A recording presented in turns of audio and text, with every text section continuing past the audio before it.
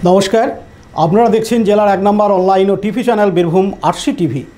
আপনাদের সঙ্গে আমি শুভাশিস। শুরু করছি আজকের সংবাদ। বিস্তারিত সংবাদে যাওয়ার আগে দেখে নেব সংবাদ শিরোনাম।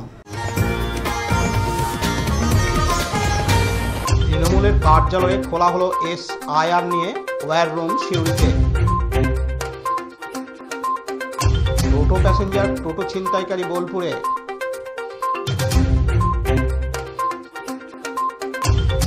রাস্তা তৈরিকে কেন্দ্র করে CPIM ও তৃণমূলের হাতাহাতি মোহাম্মদবাজারে। ছাগলে জমিতে ধান খাওয়াকে কেন্দ্র করে হাতাহাতি লাভপুরে। BLO এবং BLA দের সহযোগিতায় চলছে SIR এর কাজ। লোকসঙ্গীত ও কবিগানের মাধ্যমে সচেতনতা শিবির।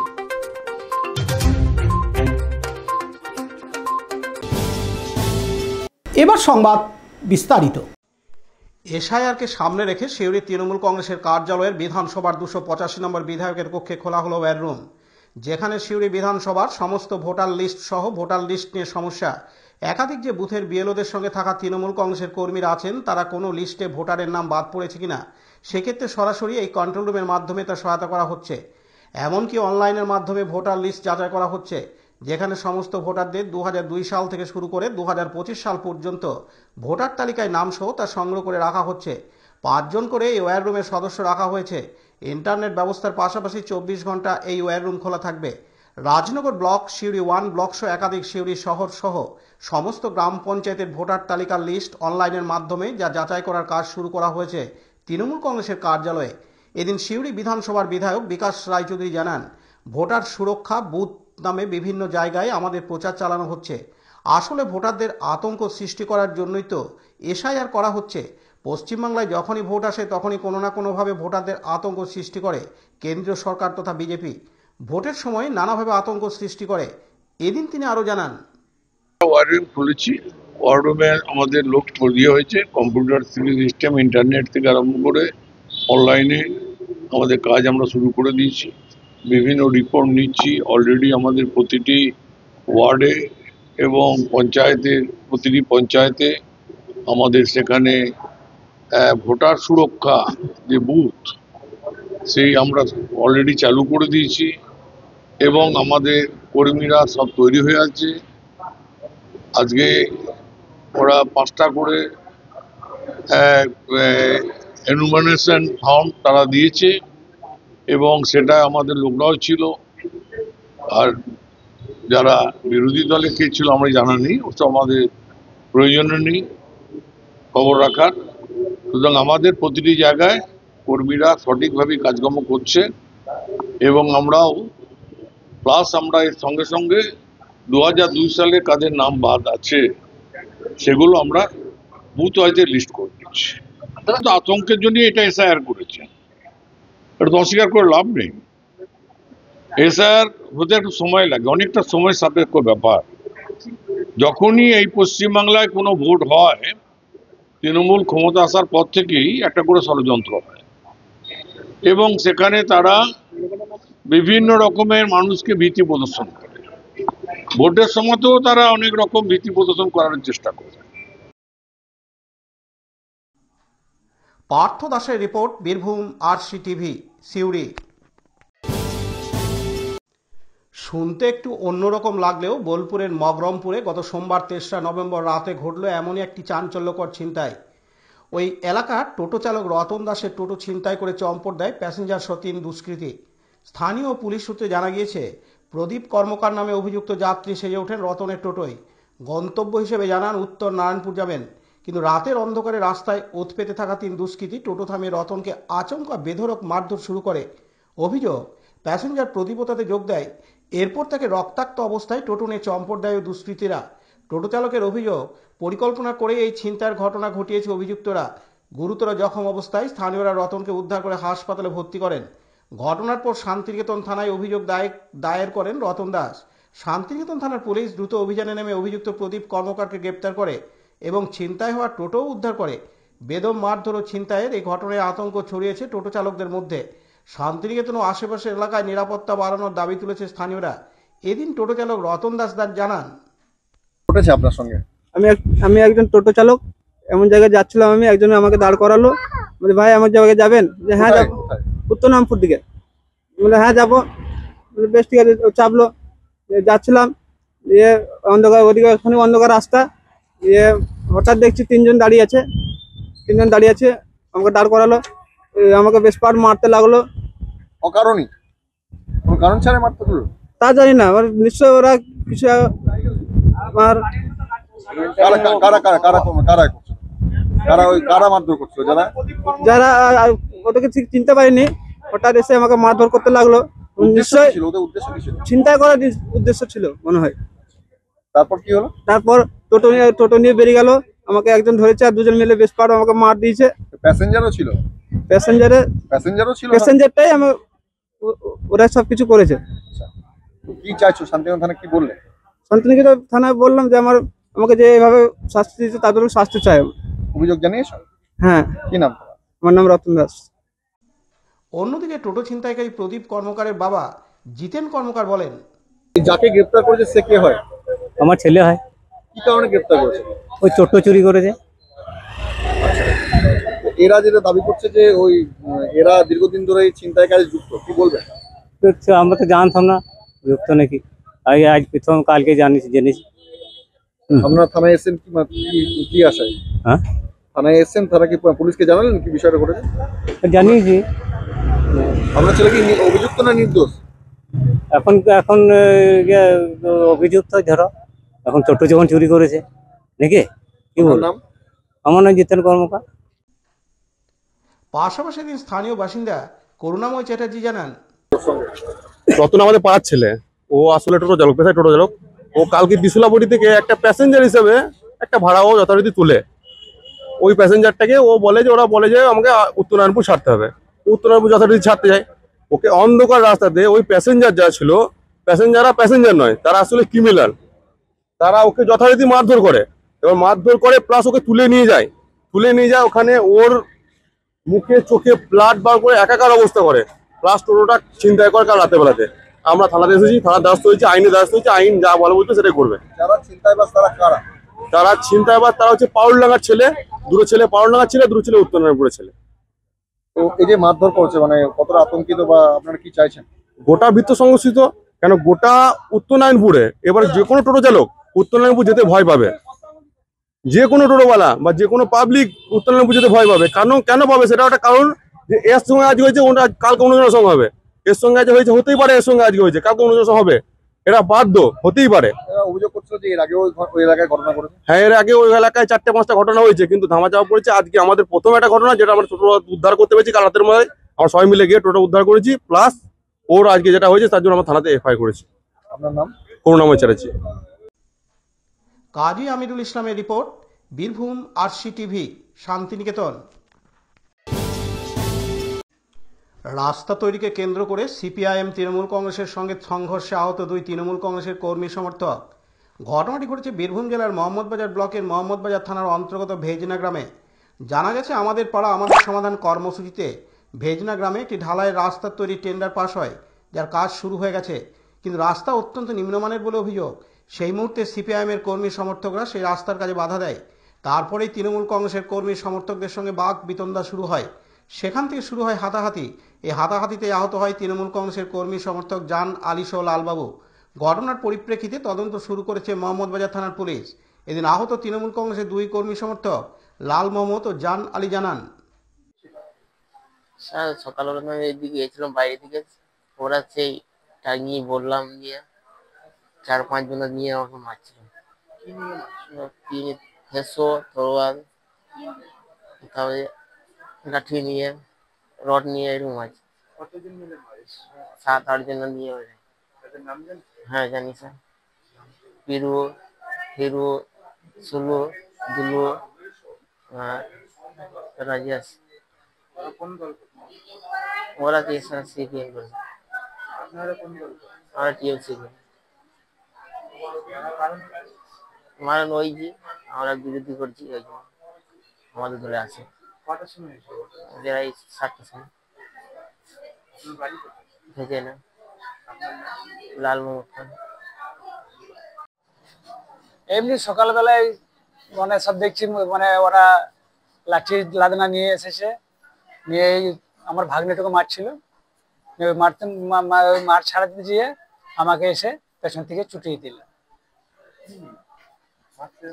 মারতে এসেছিল, কালকে একটা ঝামেলা হয়েছিল, সেই কালকে ঝামেলা নিয়েই ওই সূত্রতেই আজকে ওদিকে মারবো করে এদিকে মারতে গেছিল। কি কারণে মানে ওই ওরা রাস্তায় কাজ করছিল, হ্যাঁ ওরা রাস্তায় কাজ করছিল তো কাউকে জানাই নাই, নিয়ে ওইটাই গাড়িটা বন্ধ করতে গেছিল, নিয়ে ওই জন্য মারপিট করে হয়েছে। ওটা ওই সিপিএম এর লোকরা।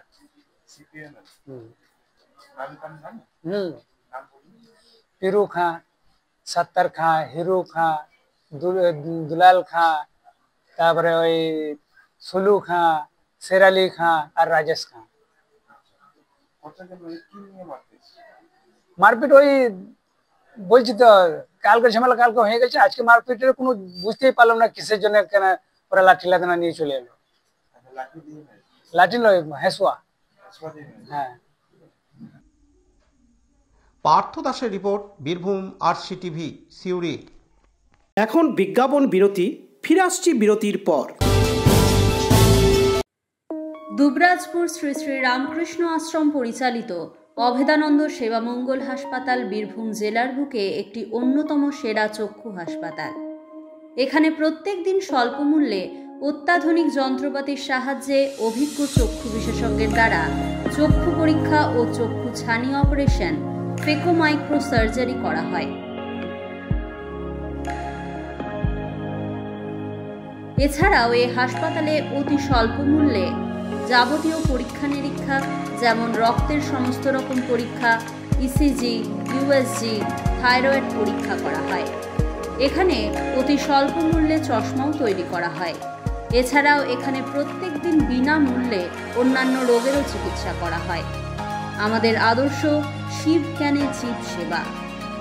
যোগাযোগের নম্বর 9382571046 অথবা 9564554959 অথবা 7407405155। ঠিকানা অভেদানন্দ সেবামঙ্গল হাসপাতাল, ওয়ার্ড নম্বর 4, দুবরাজপুর, বীরভূম। ফিরে এলাম বিরতির পর। সাত সকালে ছাগলের জমিতে ধান খাওয়াকে কেন্দ্র করে লাভপুরের কুসুমগড়িয়া গ্রামে তৃণমূল কংগ্রেসের দুই গোষ্ঠীর মধ্যে শুরু হয় কথা কাটাকাটি, পরে হাতাহাতিতে পরিণত হয়, লাঠি নিয়ে মারধর শুরু হয় দুই গোষ্ঠীর মধ্যে। আহত হয় দুই গোষ্ঠীর 2 থেকে 3 জন। পরিস্থিতি সামাল দিতে পৌঁছায় লাভপুর থানার পুলিশ। পরে বোলপুর SDPOর নেতৃত্বে বিশাল পুলিশ বাহিনী ঘটনাস্থলে পৌঁছে পুরো গ্রাম জুড়ে টহল শুরু করে। লাভপুরের বিধায়ক অভিজিৎ সিনহা বেসরকারি হাসপাতালে গুরুতর আহতদের দলীয় কর্মীদের দেখতে আসেন।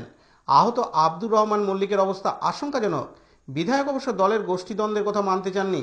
তার দাবি, সবাই তৃণমূল কংগ্রেসের কর্মী। গ্রাম্য বিবাদে জড়িয়ে পড়ে একাধিক পরিবার, তারই জেরে মারধরের ঘটনা ঘটে। এদিন তিনি আরও জানান, লাভপুর ব্লকের অন্তর্গত কুসুমগড়িয়া গ্রামে সকালবেলাতে একজনের ছাগল ধানের জমিতে নেমে যায় এবং গিয়ে সেখানে ধান খায়।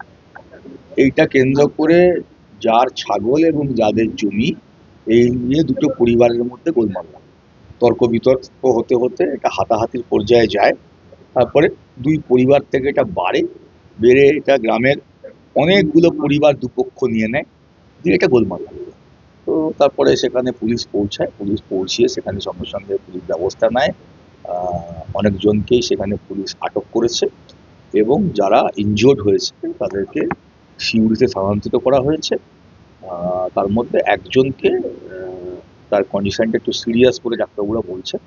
তো ন্যাচারালি আমি বিধায়ক হিসেবে এসেছি, আমার সাথে সিউড়ির পৌরসভার চেয়ারম্যান উজ্জ্বল চট্টোপাধ্যায় এবং আমাদের সংখ্যালঘু সেলের জেলা সভাপতি আছেন কাজী ফজলুদ্দিন। এছাড়া আমাদের সিউড়ি পার্টি অফিসের দীপক থেকে শুরু করে সকলে মিলে যাতে এই যারা আঘাত প্রাপ্ত হয়েছেন তাদের চিকিৎসা সুব্যবস্থা হয়, তারা সেটা ব্যবস্থা করেছেন। এখন দেখাই যাক। যে আহত আপনার অনুমান সে বলছেন সবাই তো তৃণমূল করে, তারা মান্নান সাহেবও তো তৃণমূল করে, সবই তো তৃণমূল, পুরাটাই তো তৃণমূল। তাহলে কি গোষ্ঠী কম? গোষ্ঠী বলে কিছু নেই, বললাম তো গ্রাম্য বিবাদ, আপনি তো জানেন, ওদের জিজ্ঞেস করুন না যে কি থেকে হয়েছে, ওরা দেখবেন এই একই কথা বলতে, ওরাই তো আমাকে বলেছে যে ছাগল দিয়ে ধান কাটছিল, সেইখান থেকে গোলমালের শুরু। পার্থ দাসের রিপোর্ট, বীরভূম RCTV, লাভপুর। বহু আতঙ্ক আশঙ্কা প্রতিবাদ সত্ত্বেও গতকাল মঙ্গলবার 4 নভেম্বর থেকে রাজ্য জুড়ে শুরু হয়েছে SIR এর কাজ। যদিও গতকাল মঙ্গলবার ফের এক দফা ব্লক স্তরে বিএলওদের দিয়ে মিটিং অনুষ্ঠিত হয়। আজ বুধবার 5 নভেম্বর সকাল থেকেই নিজের নিজের দায়িত্বে থাকা বুথে বাড়ি বাড়ি গিয়ে ফর্ম বিতরণ কর্মসূচি চলছে। পাশাপাশি রাজনৈতিক দলের প্রতিনিধিরা তথা BLAরাও বিএলওদের সঙ্গে ঘুরতে দেখা যায়। উল্লেখ্য, রাজনৈতিক দল হিসাবে SIR এর পক্ষে বিপক্ষে আন্দোলন কর্মসূচি চালালেও এদিন 3 রাজনৈতিক দলের সহ অবস্থান দেখা যায় লোকপুর এলাকায়। তৃণমূল কংগ্রেসের, বিজেপি এবং CPIM-এর BLA হিসেবে SIR এর কাজ সম্পর্কে মতামত ব্যক্ত করেন। কাজ সুষ্ঠুভাবে চলছে, ভয়ভীতি আতঙ্ক দূর হয়েছে, সে কথা 3 রাজনৈতিক দলের প্রতিনিধিদের পাশাপাশি BLO উমা চৌধুরীর কণ্ঠেও একই সুর। এদিন BLO উমা চৌধুরী জানান, লোকপুর হাই স্কুলের পার্ট নাম্বার 66 BLO আমি উমা চৌধুরী। কাল থেকে আমাদের কাজ শুরু হয়ে গেছে। আমরা বাড়ি বাড়ি যাচ্ছি, মানুষকে বোঝাচ্ছি SIR সম্পর্কে। এটা কোনো ভয় বা আতঙ্কের কোনো বিষয় নয়। সবাইকে সুষ্ঠুভাবে আমাদের এই যে BLOদের নিয়ে আমাদের সঙ্গে আছেন, তাদেরকে নিয়ে আমরা কাজ শুরু করেছি। বেশ সুষ্ঠুভাবেই আমাদের কাজ চলছে। এখানে 3টে দলের BLA আছে, তাদেরকে নিয়ে তারা আমাদেরকেও সহযোগিতা করছেন। সবাইকে নিয়ে আমরা বাড়ি বাড়ি কাজ আমাদের মোটামুটি সুষ্ঠুভাবেই এখনো পর্যন্ত চলছে। না, কোনো সমস্যা এখনো হয়নি। শেখ রিয়াজউদ্দিনের রিপোর্ট, বীরভূম RCTV, লোকপুর। নারী নির্যাতন, পথে ঘাটে অশ্লীল আচরণ, কর্মক্ষেত্রে মহিলাদের আইনি ইত্যাদি বিষয়গুলি নিয়ে একটি সচেতনতা শিবির অনুষ্ঠিত হয় নলহাটি 1 নম্বর ব্লকের কলিটা শেরগ্রাম কুশিপুর গ্রামে। পাশাপাশি নারী পাচার, সাইবার ক্রাইম ইত্যাদি বিষয়গুলি সম্পর্কে সাবধানতা অবলম্বন ও সুরক্ষা বিষয়ক দিকগুলি তুলে ধরেন লোকসঙ্গীত, কবিগান এবং বক্তব্যের মাধ্যমে। উল্লেখ্য, আলোচনা শিবির থেকেই কিছু মহিলা তাদের সমস্যার কথা তুলে ধরেন, যার ফলে কিছু কিছু সমস্যা তৎক্ষণাৎই সেখানেই সমাধান করা হয় বলে আয়োজকরা জানান। এদিন অনুষ্ঠানে উপস্থিত ছিলেন বীরভূম জেলা আইনি পরিষেবা কর্তৃপক্ষের সচিব ও জজ নিরুপমা দাস ভৌমিক, অধিকার মিত্র মোহাম্মদ রফিক, মিলন দাস সহ বহু বিশিষ্ট ব্যক্তিবর্গ। এদিন অধিকার মিত্র মোহাম্মদ রফিক জানান, বীরভূম জেলা আইনি পরিষেবা কর্তৃপক্ষের সচিব নিরুপমা দাস ভৌমিকের নির্দেশনায় নলহাটি থানার অন্তর্গত শেরগ্রামে একটি আইনি সচেতনতা শিবিরের অনুষ্ঠান করা হয়। ওই অনুষ্ঠানে উপস্থিত ছিলেন ওই গ্রামের সমস্ত মহিলা এবং পুরুষগণ এবং বাচ্চারা। ওখানে আইনি বিভিন্ন রকমের সুযোগ সুবিধা এবং কী কী বিষয়ে মানুষের সাবধানতা করা যায়, কী কী বিষয়ে মানুষকে আইনি বিষয়ে বিনা পয়সায় আইনি সাহায্য পাওয়া যাবে, সেই বিষয়ে আলোচনা করা হয়। এই পরিচালনায় শেরগ্রামেরই কুশিপুর মিলন সেবা সমিতির সচিব বা সেক্রেটারি মিলন দাসের সহযোগিতায় এটা আমরা করতে পারলাম। আমরা এখানে উপস্থিত ছিলেন বীরভূম জেলা আইনি পরিষেবা কর্তৃপক্ষের সচিব নিরুপমা দাস ভৌমিক এবং আমি অধিকার মিত্র মোহাম্মদ রফিক। নমস্কার। শেখ রিয়াজউদ্দিনের রিপোর্ট, বীরভূম RCTV, নলহাটি। আজকের সংবাদ এই পর্যন্ত। পরবর্তী সংবাদের জন্য চোখ রাখুন বীরভূম RCTVর পর্দায়। নমস্কার।